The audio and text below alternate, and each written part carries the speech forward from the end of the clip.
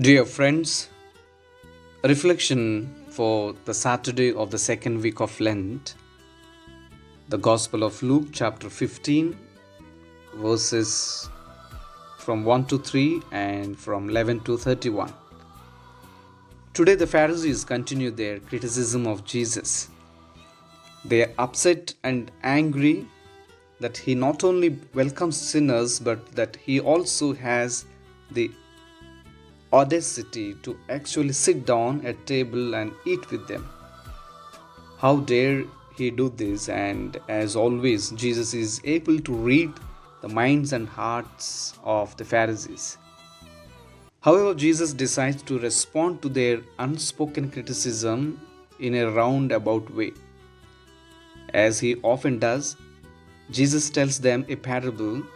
Today's parable is the familiar prodigal son parable.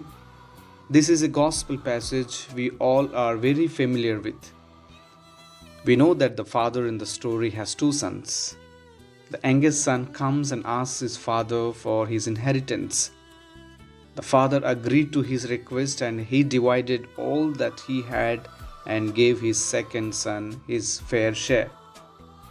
This son immediately took his inheritance and left.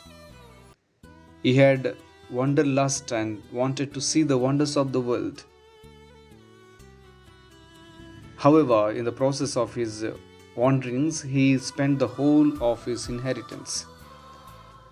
On the other hand, the eldest son is extremely responsible. He is very obedient to his father and he manages the estate.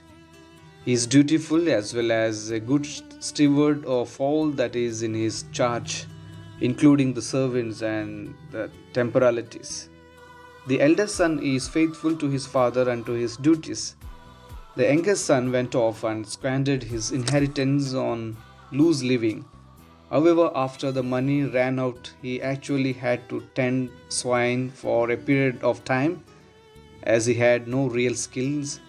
His life consisted of drudgery and hard and dirty work as he cared for another farmer's swine.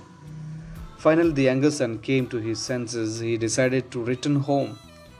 Here we have to note it was his hunger and poverty that brought him to his senses. He had nothing to eat. He was so hungry that he thought about eating what the swine were eating.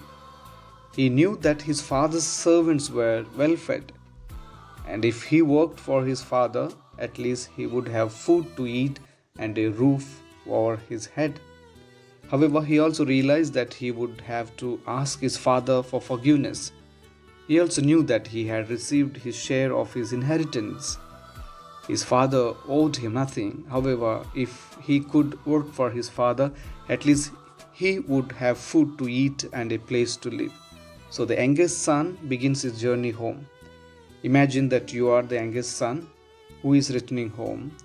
What thoughts are going through your mind? Are you planning what you will say to your father? How high is your anxiety level? What is your greatest fear? And yet, what do you have to lose? Your life is in shameless, and if needed, you will accept whatever is given to you, no matter how menial it might be. Your pride has to be left behind.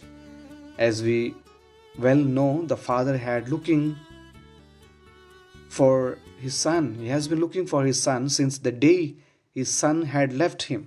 Every day the father went out hoping that he would see his son walking up the road, and up until this day, every day the father had returned home sad, yearning for his son to come home. Day after day, the father waited. Finally, the day arrives when the father sees someone coming down road and realizes it was his youngest son. Luke writes, the father was filled with compassion. As soon as he saw his son, he ran to him, embraced him. Immediately, the prodigal son knew that he truly was forgiven and he realized how deeply his father loved him. Today, we need to realize how deeply the Lord loves us in this season of Lent and be faithful to Him and come back to Him. Come back to Him. God is waiting for you and for me. Amen.